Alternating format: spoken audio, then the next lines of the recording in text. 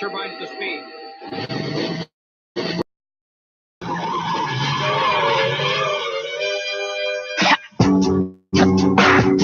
I am your host, Alan J. Campbell, aka the Batman, the Dark Knight, here at the 9 o'clock hour.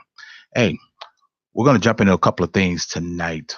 Um, that's happening, and one of the topics I really don't have a problem with. I think they should do more of them. But this is the sad part about I think it's black people. This is the very sad part. Okay, the first item that's up for bids. Uh, Last week, or this past week, the rail yard, Canadian National, and the CPD teamed up to for those slow people in the room. A bait truck is a bait truck. It's a vehicle police sting operations to catch criminals. I'm not going to say bad guys, to catch criminals. Now, here's the here this and the thing about this why I don't have a problem with it. If this vehicle, if you deserve everything you got coming should you get caught. We've all seen the show Bait Car where a couple of spoonheads, knuckleheads get in a car and they drive off with the car. Then the car shuts down and then locks, and then the police show up. And the amazing thing about these knuckleheads is the stories that they have about why they were in the car. I was moving the car because it was in the middle of the street, or I was taking the car for a friend, or some guy walked up. You deserve to go to jail. But back to this bait truck. Residents, I kid you not, here in the city of Chicago, in Inglewood, of all places, were raising holy hell about the bait truck being staged in that community. Now, let's talk about that. The first thing you all want to talk about that there's not enough police doing things to stop crime. Here's the issue. Canadian National, which is one of the largest railway companies in the North America, one of the largest. So now Canadian National has a rail yard with shipping containers that are on the south side of Chicago, that basically are in the south side and south suburbs. They have a rail yard over here in um, Inglewood that extends from 61st all the way down to 35th Street, maybe a little bit further than that. But it's a rail yard with shipping containers. Then if you've ever seen if you don't know or want to get a better idea, you've seen those long trailers or the long boxes that are sitting on the ground, and you wonder what that's what they are. Those are shipping containers. Now, what has been happening? What has been happening is that criminals, are breaking into these rail cars and stealing anything upwards to watches, gym shoes, clothing, firearms. And that's a sidebar. That's I'm gonna get to. I'm gonna kind of side. I'm gonna get to that on the firearms in there. So, Canadian National teamed up with CPD to create a sting operation to catch. Happening is that sometimes when the trucks would pull up at a traffic light, they would, these knuckleheads would come out and open the trailer doors and start taking things out of the trailer while the truck is maybe sitting at a traffic light or in motion. Now, why I don't have a problem with this, because you're asking for police to use their best possible resources. You're asking for police to help curtail crime, to help get some of these bad individuals off the street. You're asking for this, but you have a problem. See, don't be a criminal. It's just that simple. Don't be a scumbag criminal at that. Not smart. And see, the thing why I say that is because if you get caught, you're not smart enough to do the job. You're too stupid to do it. But you get caught and you want to say it's everyone's fault. So what happened is that this was caught on someone's cell phone, and then they kind of blew the undercover operation out of the water, saying, "Oh, there's a bait truck. This is not right. You got this in the black community and things of that nature." Well, here's the thing: the crime is happening in black communities. That's where it's happening. This is where the robberies are happening. That they're stealing from the rail yards and these trucks that are shipping or moving or transporting goods from one location to another. Why would you have a problem with the police creating a sting operation? Now, they have some of these individuals that actually have them on video breaking into the truck, going into the trailer, and stealing items. I don't see what the problem is. But now, the alderman in that community who runs that area, his name is Roderick Sawyer. He's an idiot, just like his old man, who was Eugene Sawyer, who was the mayor of Chicago for a hot New York minute. He's just as an apple doesn't fall far from the tree. He's an idiot himself. So he's upset because nobody told him there was a sting operation in his community, and he felt that police could have used their resources for other things. Um, that's what they did. Show you how stupid he is. Very stupid, which explains why he's in the position that he's in. So when this got out, um, they had to close down the operation, and NCPD issued an apology to the community, and they left it at that. Personally, me, I wouldn't apologize for anything. We're doing our job. We're catching these criminals. We're getting these things off the street. See, one of the things that we fail to realize and understand as Black people is that some things that we keep doing to ourselves. White America does not have to do anything but sit back and watch our foolishness unfold. We don't need alt-right communities. We don't need Klan. We don't need white supremacists. We don't need skinheads to do the dirty work. We're doing it for them. We're complaining about the resources or ways of trying to curtail crime, and you have a problem with that? This is what's wrong with us as Black people. As Malcolm X so affectionately put it, we have a diseased mind. That's what's wrong with us. A diseased mind. Moving on to the next story. I know everyone over the stand your ground law. Now, for those who are not familiar with the stand your ground law in Florida, means that if a person can use or upwards to deadly force to neutralize a threat. They can use deadly force, legally use it if they feel that that their life is in imminent danger. So we had this gentleman. His name is Michael Drake, 47 years old, and an altercation ensued between himself and the decedent, whose name was Marcus McLaughlin. Altercation ensued, and Mr. McLaughlin pushed violently Draker to the ground.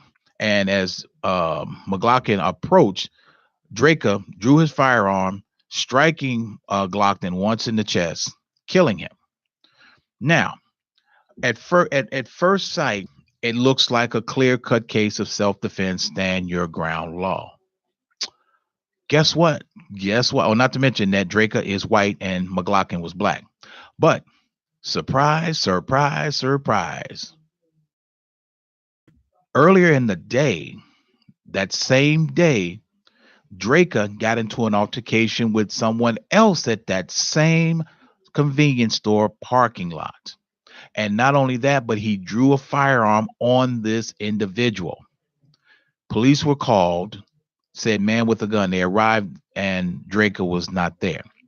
2 years prior, in 2012, Draker was charged in several other incidents involving road rage, where he drew a gun on someone. This is the second and third time this has happened. So what has happened now? Upon further review, Pinellas County Sheriff's Department have decided to charge Michael Draker with one count of manslaughter, which is the correct charge. This is man. This is the correct charge. So now he's charged. His stand your ground plea goes right out the window. See, you can't use that stand your ground plea if you are the aggressor. And Michael Draker is the alleged aggressor. So he's subject to have his day in court. Have his day in court.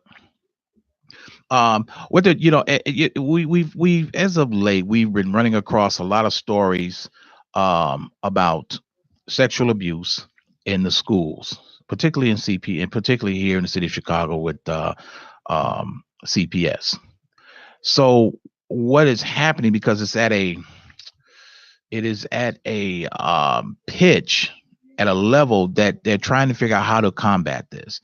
So what they're doing now is that they're actually doing a screening process for all individuals, all teachers, athletic directors, and those who are going to be in close contact or close proximity with under it with children that are that are high school children, or children just in general.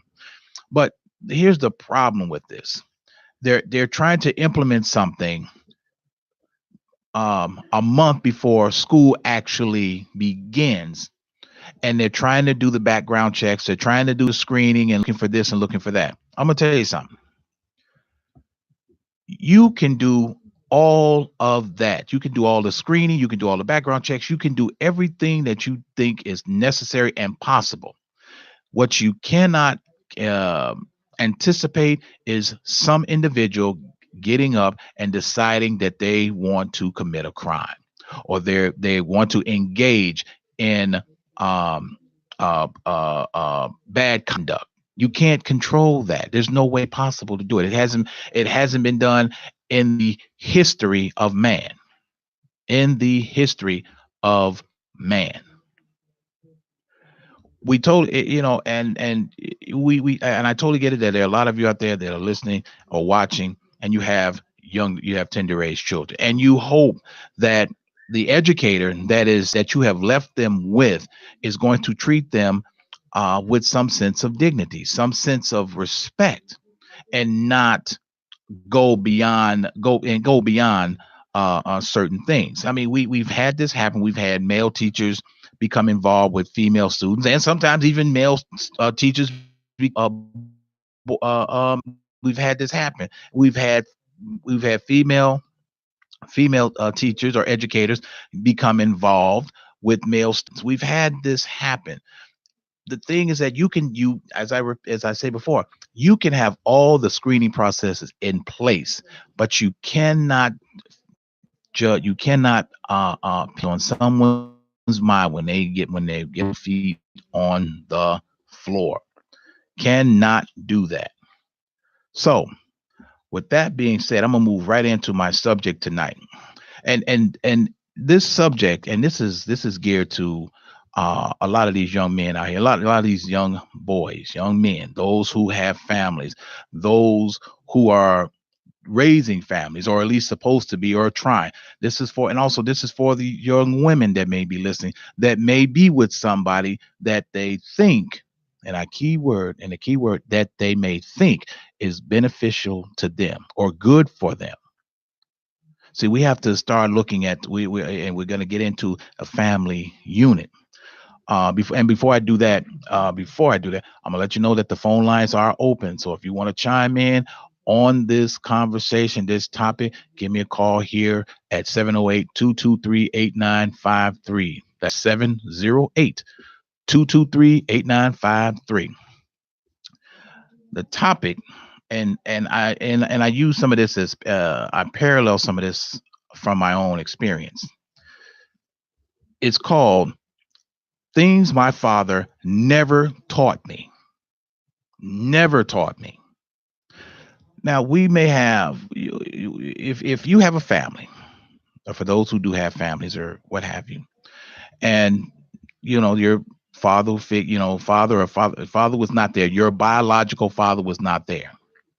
So you kind of left to your own devices. Now, I'm gonna pause there for a moment. Now, let's take those that did have fathers in the household, but still they were not beneficial because there are things that should have been told and taught, and so you can educate these boys, these young ladies. These are things. When I was coming up, things my father did not teach me, and I kid you not, he didn't teach me to drive. I had to learn on my own. And he did not. He did not teach me how to run a house, how to manage my family. He did not teach me that. I learned by watching other people. I learned that's how I did that.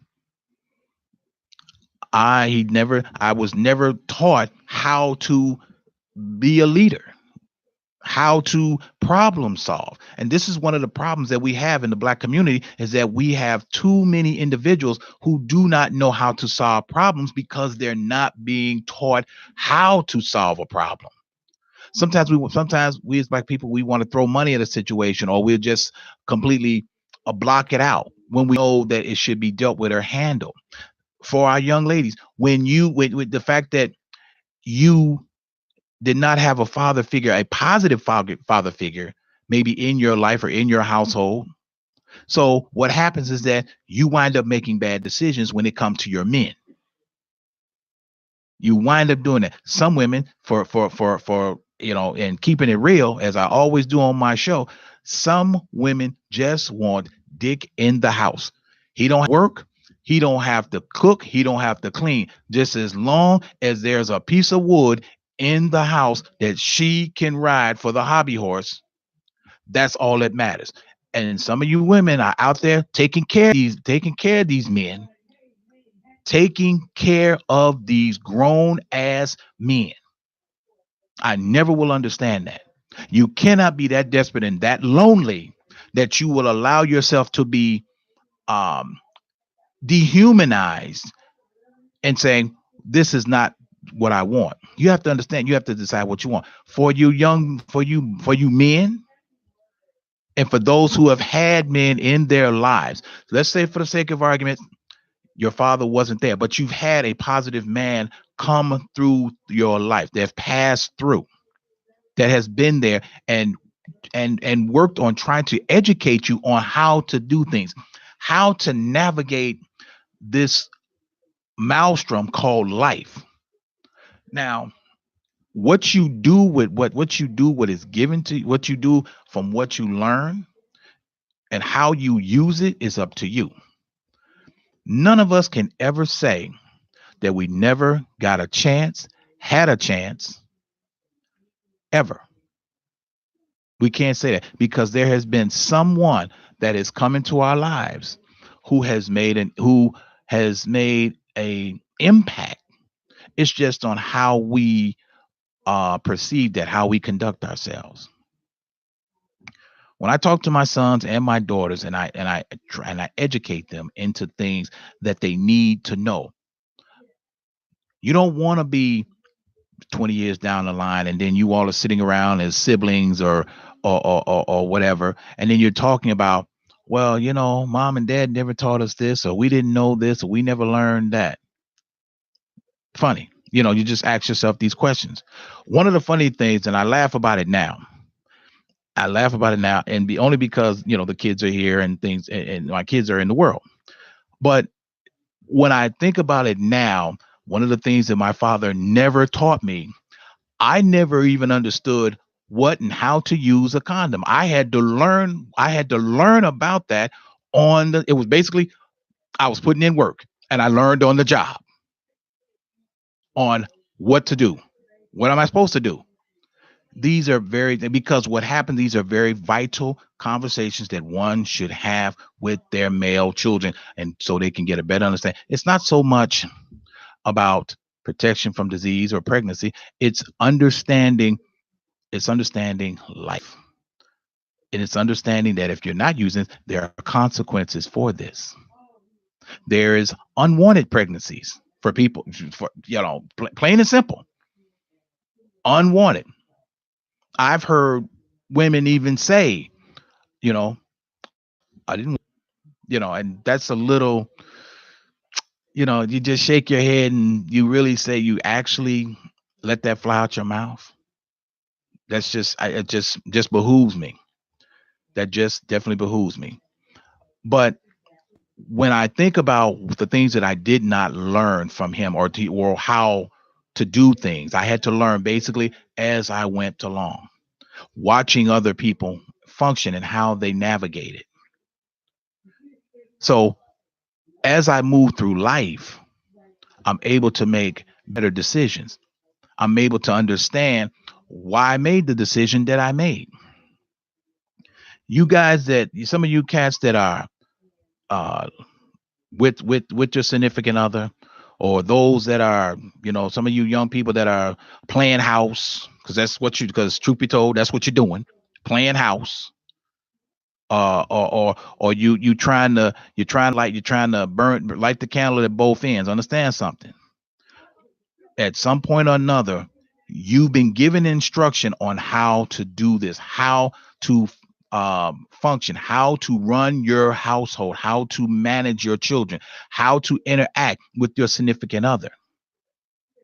You have the knowledge, you have it. It's just a conscious decision on not following through with this. Just a conscious decision. As we move through life and get a better understanding on what and how, we have to grasp or take in what we see, and hopefully we're smart enough to decipher what is good, what is beneficial, and what isn't. Sometimes we have to look at the person that we're with.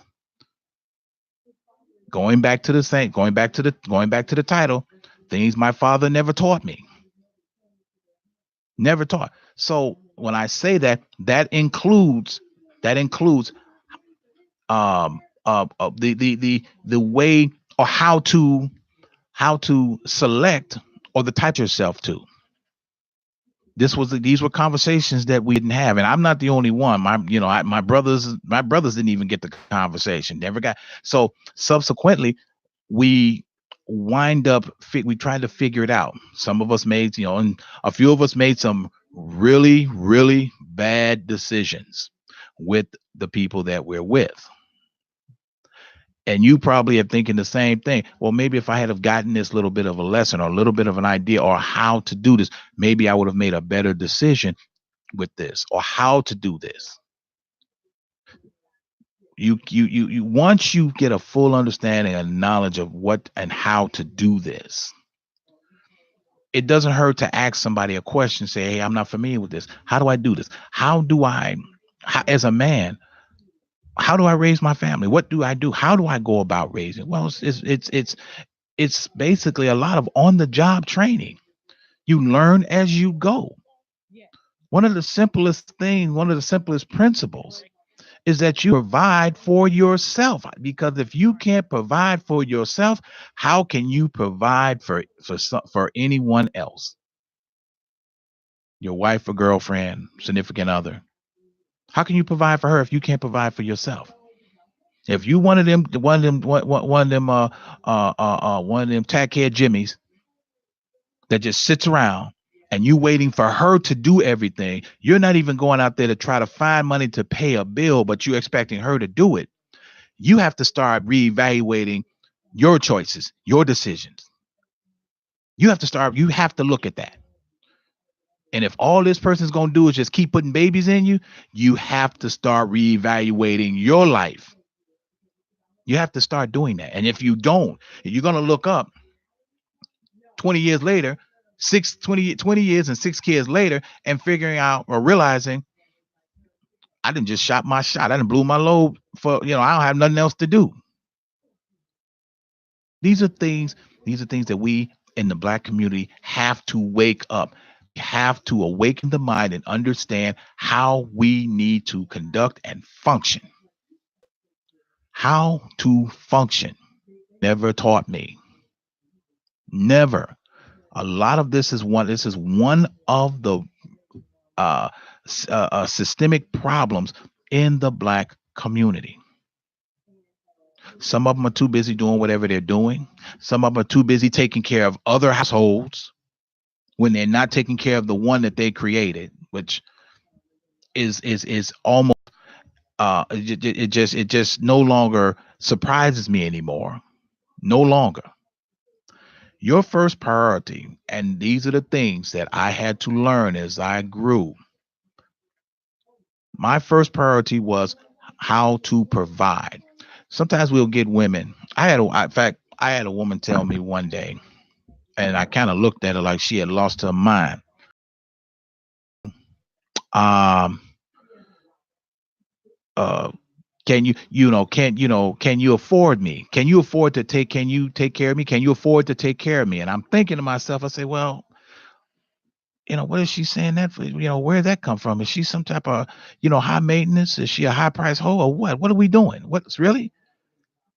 See, make no mistake. When you make a comment like that, you're already starting down the wrong road. Men are not here to take care of you. They are here to provide, to protect. But the problem is that if we don't teach our men on how to provide, then you got two people sitting in a room with no food, no money, looking at each other with their stomachs in their back, and he's saying, "What we gonna do?" Because trust me, I know people just like that. And I just look, I say, you all got, y'all got to get y'all act together because this don't make no sense. None. See, the way when I grew up, the household that I grew up in, the things my father never taught me. He never taught us how to provide. So once we got out into the world, we were kind of like lost sheep in a massive pasture. But we figured out some point, hey, it's if you're, we had to figure it out. In our house, when we were with the way it was, my dad, every time his famous lines were, next week, well, it was like it was never enough. It was never enough, all gone. I'll get it next week. And hey, we're gonna go to the secondhand store. And as a child growing up and you're hearing all this because you get tired of looking at the back of a refrigerator. You get tired of looking at the backs of cabinets when there's no food. And not only because, and this is not because he uh, didn't know how to do this. He just was ill equipped on how to provide. So at some point you have to have some form of inclination on, I need to do better. I have to do better because I don't want to continue this cycle of this cycle of idiocy, and that's really what it breaks down to. So when you look around, and I'm gonna throw something out I'm gonna throw something else out too. And sometimes even with women who are raising children and who are single mothers raising children, ladies, totally get it. I understand. It's a struggle. It's a struggle when it's just you. It's a struggle when it's just you. You're trying to figure out, I got to pay the bills. I got to keep a roof over their head. I got to put food in there. Oh, wait a minute. I got to get school clothes. Now, mind you, now this is without the help of the father, who is either left, or some of them you have run away and they just don't want to be bothered with your BS. So then as the children grow, some point or another, they decide that this is not how I'm going to run my house. Something clicks, as it did with me. It clicked. No, it's just not. I'm just not going to be that one where you open up the refrigerator. I want to be in a position to where it's not, where when I open the refrigerator, it's not, hey, what's in there, or what is it, or what I'm going to do. It's going to be, hey, what am I going to eat? Your choices are are plenty. Your plenty choices are plenty. So once you do that and you realize this, and actually, I'm not throwing people under the bus. What stop? I'm not doing that. No, I lied. Yes, I'm throwing people under the bus. I'm throwing them under because sometimes what we look at that this type of activities, type of conduct continues for generations, for generations. So as the parents are not showing or teaching how to do this, then the children are doing the exact same thing. Some of them are even doing worse. They just don't even give a damn about the kids. They just hand them something and just say, have at it. A lot of you will throw things at children, and when I say throw things, and I'm talking about now we're in the age of electronics, we're in the age of technology. So some of you, what you will do is that you will buy the love of that child instead of interacting and teaching them how to function. Who gives a 10-year-old a $300 tablet? Who does that? Someone who does not want to deal with this children. I've seen people giving children their cell phones, the very same cell phones that you use to conduct business with, because you want that child to be away from you. You don't want to be bothered. Or you're constantly buying them things just to pacify them instead of giving them the tools that they need. See, when I was coming up, we didn't get that. We didn't get it all. Things my father never taught me. What I wanted this album. It was it was an album. Journey. It was a Journey's Frontier album. And that was the time when I was growing up. That was my favorite group, and still is to this day. But I wanted this album, so I go and ask my dad, "Hey, I wanted some money to buy this album." Okay. Now I come from a family. There's 10 of us, 10 children. So I'm coming and asking him for money to buy an album, and he just simply replied, "I don't have the money."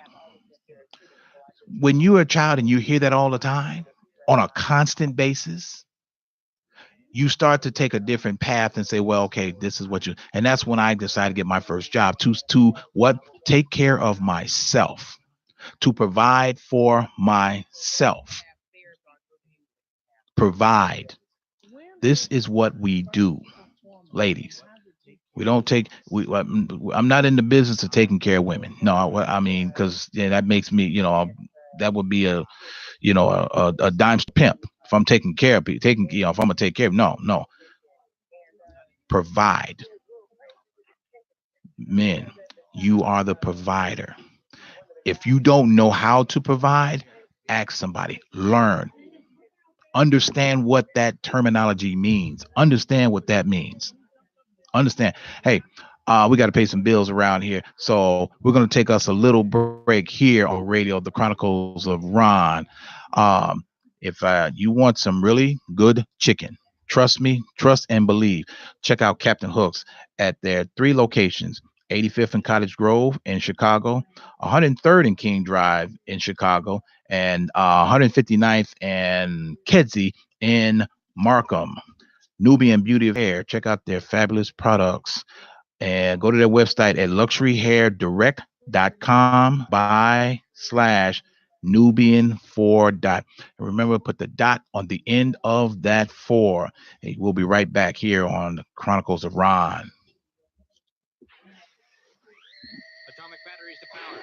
Turbines to speed. Roger. Ready to move out.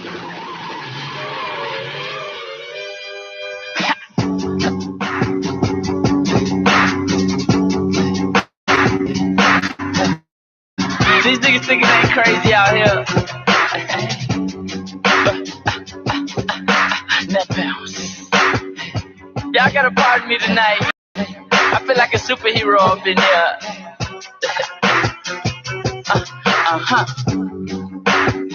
When the spirit gotta hit him, gotta get him like new shit.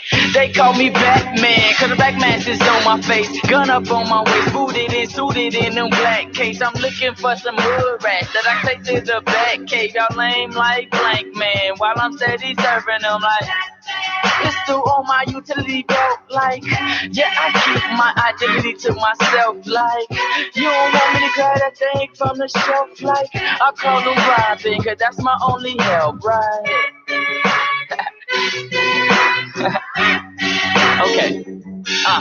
Girls hit my bat signal when they know that I'm coming. I say I ain't here for nothing, now give me that cat woman. As soon as we started stomach pumping, somebody had started thumping. She jumped up and caught her breath like, did you hear something? Hey, and welcome back to iHeart Intellectual Radio, the Chronicles of Rohn. I am your host, Alan J. Campbell, aka The Dark Knight.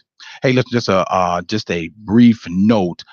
For those who are trying to call in, if you want, try me in 10 minutes or say 10 minutes. Yeah, in 10 minutes. We're dealing with something here. But as you know, with any type of broadcast, you're gonna have what's gonna happen. Okay. So, but please bear with us. Give me a call here in about 10 minutes. Okay. So roughly that would be 9:45, 9:46, something like that.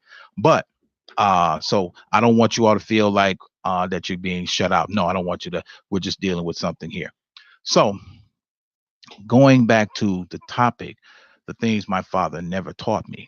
Now, let's talk about the part of a father. That person, if he's a positive individual, let me back up. Let's talk about how children perceive the man that comes into their mother's life. Let's talk about that. So, when we talk about that, now I come from a two-parent home. Okay. But I've seen enough of single family homes to where there's a man that the man comes along and is inserted into the lives of that woman and her children. Now, if that when that happens, that man does not, and I'm gonna make this clear, that man does not have to interact with her children. He does not. He doesn't have to love them. He doesn't have to like them. He doesn't have to do one single solitary thing for them. He doesn't. But if he does do that, if he does interact, if he does for a moment, stop for a moment and gives a damn about them, that's a bonus to you, sweetie, because he don't have to. That's a bonus. That's a plus. That's what that is. That's what that is. You have to understand. You have to understand how to navigate through these things. And when you're taught how and what and the rules of the game, people get to feel some kind of way. They get to feel when you have a man that is structured, that is about discipline. When you have a man that is about order and organization and doing things in accordance to how they should be done. You should tear a page out of his book because apparently he's got his life together. He's learning, he's navigating, he's creating structure, creating that. That's what he's doing. Ladies, when you if you're a woman, from a woman's point of view, because there's an old saying, if you want to know if you want to know how a man is going to treat you, watch how he treats his mother. Make no mistake, there's never been more truest statement that ever flew out of somebody's mouth. If you want to know the kind of man you got, look how he treats his mother. If you see a man disrespect his mother, baby, you just next in line. Buy a ticket because you're going to be on the show. Make no mistake about that. If this man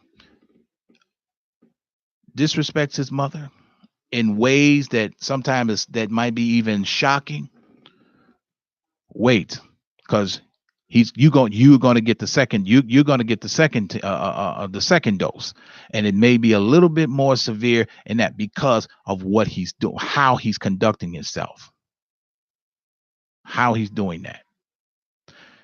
Ladies, if you have a man, when you have this man that happens to come into the life of your mother, remember two things. Remember several things, actually. first of all, you respect you if you should be taught, or if you haven't been taught, you should have been, that you respect all adults, regardless of how you feel about that person. If any one of my children ever disrespected an adult, and I hear about it, or in my presence, I'm gonna knock fire from them. Make no mistake about that. None. But they got a pretty good understanding on how to do that, and how to conduct themselves.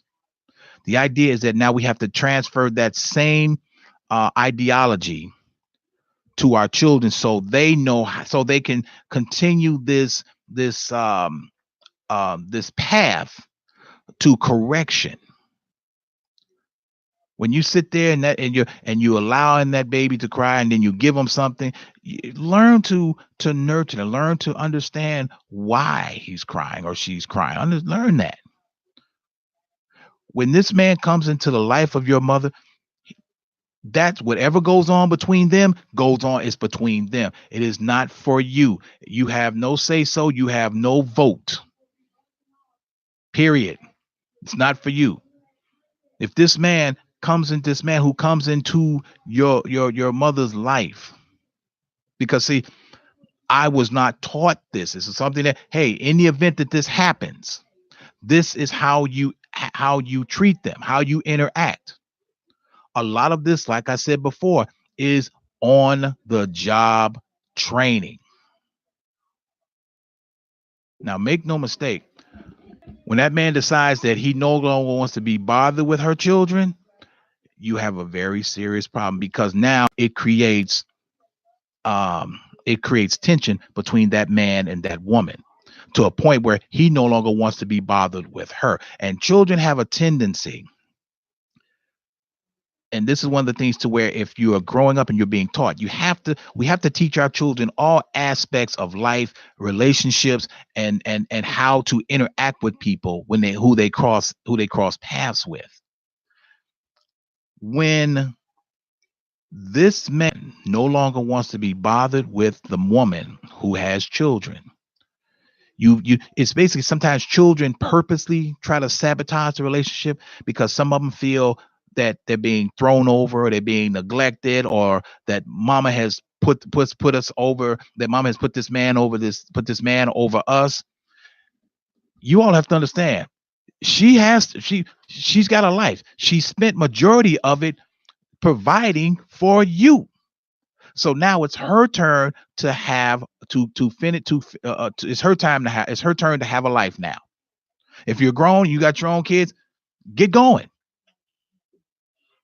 Out the nest you go, because I will push you out the nest and over the edge. Hopefully you can flap your wings and you can fly. Hopefully you can do that. And when I say that, that means that once you leave the home, you should be able to survive. You should be able to provide. You should be able to incorporate all the things that you're taught. If you don't, that's because that's by choice, or you never were taught. There is no third. There is no third. And going back to addressing the young women. Hey, welcome to the show, the Chronicles of Rohn. Who do I have on the phone, and where are you calling from?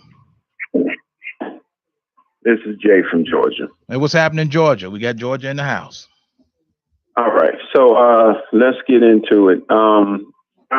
I'm hearing your conversation, but I think that is a little short-lived, simply because that's with the presumption that this is Walt Disney World. And I have to say that because realistically, you did make one statement earlier in the show that I do definitely agree with. From a community standpoint, we've got to address, and I've said this before we can even talk about a community, we've got to talk about the household. And I know you're dealing with that a little bit tonight. And when we're dealing with the household, we have to deal with the structure of the household. What's interesting is we have this term that we throw around during the tax season that is extremely relevant and has an extreme weight only around this time of the year. And I'm saying the tax season of the year. And that title is head of household. Now, if you really understand that concept, that principle, and what the responsibilities are of that title, then the household would function much differently. You made a couple of statements about relationships and blended families.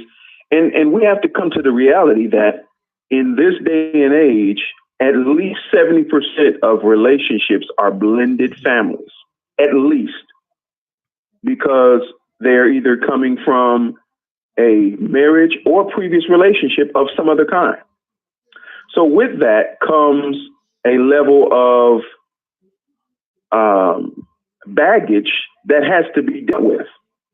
And I tend to look at it as if you don't be careful, you're basically a bunch of cohabitating nomads with bags and baskets sitting in the living room, because you haven't addressed some of the fundamental issues of how to be a father, how to be a man, how to be a woman, things.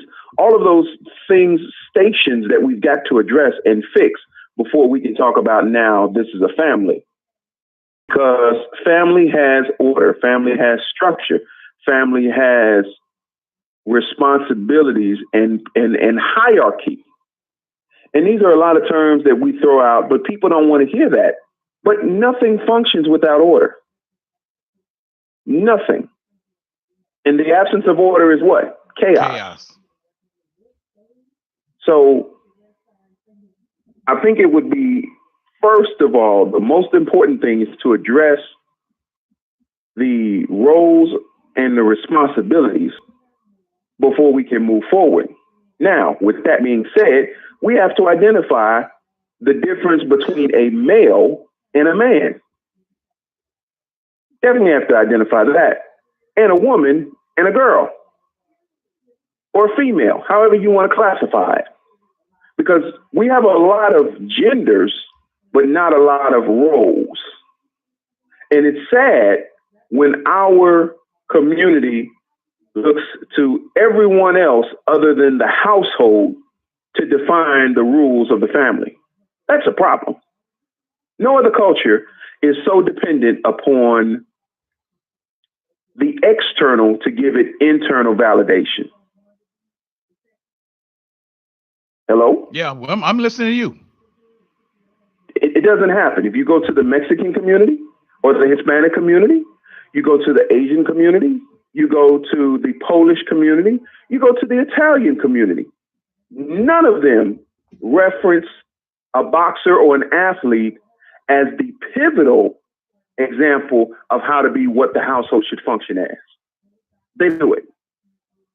And at this point, I'm really, really tired of the conversation of white people did this, white people did that. Okay, so now what? Now what? We have, and particularly even in your city or in your area, Cook County, and in other parts of the country where it is predominantly governed by African Americans. So now what? You've actually been given the keys to the car, and you still running this damn thing up on the curb, tearing up the tires. That is correct. So help me understand, how is this a white person's problem? That is not to remove their programming. But at some point, even like a computer, when you gonna wipe the hard drive clean? Mm-hmm. When? So as long as you keep making excuses, nothing gets done. Here's the prime example now, and I'll leave it like this. When you look at the crime statistic, and I think you mentioned or you touched on that very early in the show, mm-hmm. There was no white supremacist who put a gun to anyone's head and told them, if you don't get in this truck, nigga, I'm going to kill you. If you don't steal these Jordans, nigga, and take them back to your house to sell them or whatever else you're going to do, I'm going to kill you. None of that was present, or maybe I'm watching the wrong film. Maybe I was on the wrong channel. But to my knowledge, none of that was present You would be correct. Since that was removed, that means that a conscious decision was made and determined that I'm going to do this and I'm going to take a risk at whatever that consequence is. That is correct. That is absolutely correct. They had when you are caught and now you are catapulted into a systematic slaughterhouse, which is the prison system, why are you upset? Very true. Last point. You talked about the gentleman who was shot in Florida with the stand your ground thing. This is my last point. Stand your ground is not a new statute enforced in Florida for almost a decade, maybe a little longer. We knew the stand your ground statute existed, or it became a national debate when Trayvon Martin was killed, when he was murdered. And we did all of the hoopla and blah, blah, blah. And that's what we do. That's why white people don't even pay us any attention. We're going to let y'all march. Marching to when we march, it's the equivalent of a 5-year-old having a temper tantrum in the middle of the grocery store. I'm going to let you get this out, but at the end of the day, I need you to meet me at checkout so we can get this and go home. That's why nothing gets done. Now, but when something needs to get done, here's a prime example. There was a incident, I believe it was on either United or American Airlines, where a dog overhead bin, and the dog died from suffocation. Within 72 hours, Congress had decided they wanted to put a bill in place on how the airlines should now have courtesy and consideration for dogs and livestock traveling on their carriers. Last time I checked, dogs don't pay taxes. Last time I checked, dogs don't go to war. But there was so much more emphasis, value, and priority placed on the life of a chop dog who got stuffed in an overhead bin for 3 hours. And you've been here for 436 years. Thank you so much for that. All right. Thank you so much, George. I tell you, that's the beauty of this show, because the intellectual just pulls right in. It pulls right in. But at the same time, it does no good to be intellectually inclined if you're not going to use the knowledge that you're given. It's hence the term casting pearls before swine. That is us casting pearls swines. But you know what, y'all? We can go on and on to the break of dawn.